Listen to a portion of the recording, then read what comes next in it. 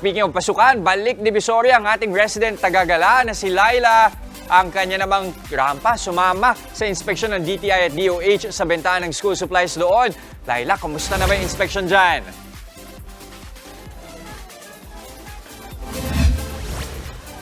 Eto na nga, nako ha, mula sa lupain ng mga murang binebenta. Makakatawad ka pa, Divisoria!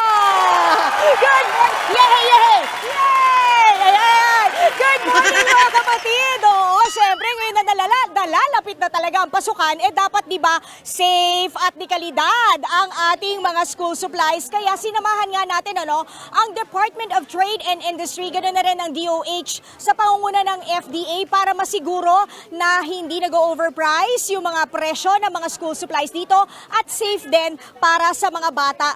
Currently, ayan, nandito tayo sa kahabaan ng M.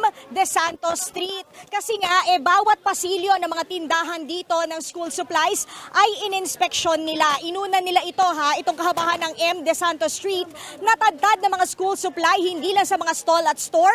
Meron ding mga ambulant vendors, kamukha ng mga nakikita nyo ngayon sa screen. Sa Santa Elena Street, doon na may mga mismong tindahan din sila na in-inspect.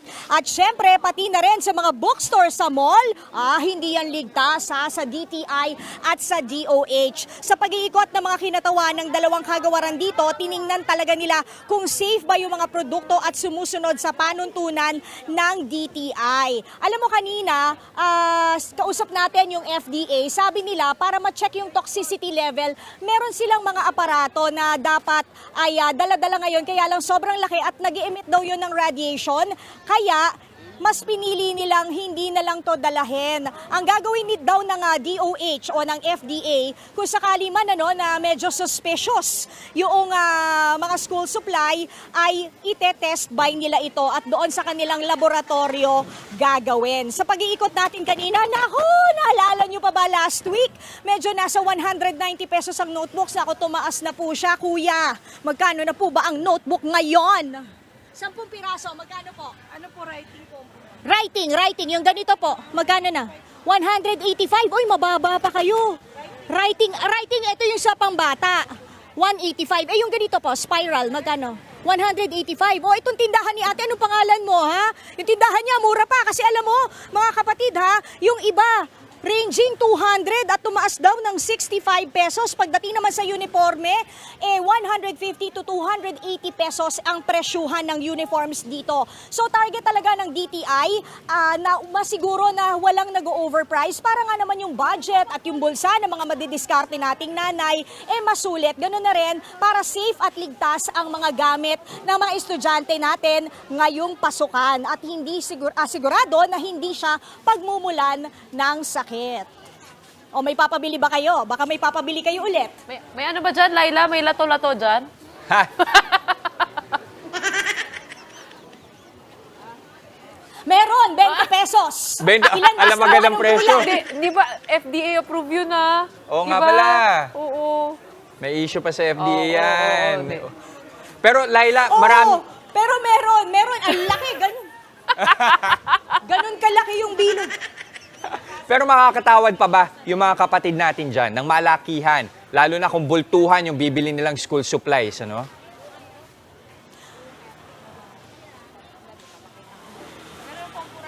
Oo naman, Jester. Yun naman yung kagandahan talaga sa Divisoria na kahit na nagtaas sila ng presyo o kahit naging stable yung presyo, ang explanation kasi nila talaga nasa end ng supplier yung problema dahil nga raw sa sobrang dami ng demand, nahihirapan yung mga nagsusupply. Pero kung tawaran din lang naman, lalo na kung maramihan, dito talaga kayo pupunta dahil pwedeng-pwede dito yan sa Divisoria ang humingi ng tawad kahit wala kang kasalanan. Ayaw. Wala. Ang ganda nun. Laila, ibig sabihin, may chance na magkulang ng supply ba? Yung katulad ng sinasabi ng mga tindero na may problema doon sa end ng supplier?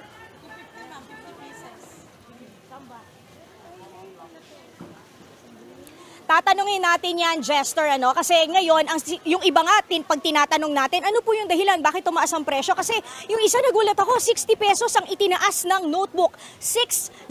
Ang sabi lang nila, hindi nila alam yung dahilan. Pero yung iba naman, ang sinasabi talaga, nasa suppliers end yung problema. So mamaya, tatanungin din natin ng DTI kung ano ang isusolusyon nila dito at kung posible nga ba na magkakaubusan tayo ng school supplies. Lalo na ngayon, ilang araw na lang, di ba? Magpapasokan na talaga ang ating mga public school na students. Sa Okay. linggo na lang, oh. Pag sa Lebron naman, doon naman sa Quiapo pumunta. Pwede siya. Oh, O, sa maraming salamat, Laila Panghilinan. Mga kapatid, Jess De Los Santos po, maging maalam at may pakialam sa mga napapanahong balita sa bansa. Tumutok at mag-subscribe sa News 5 social media pages.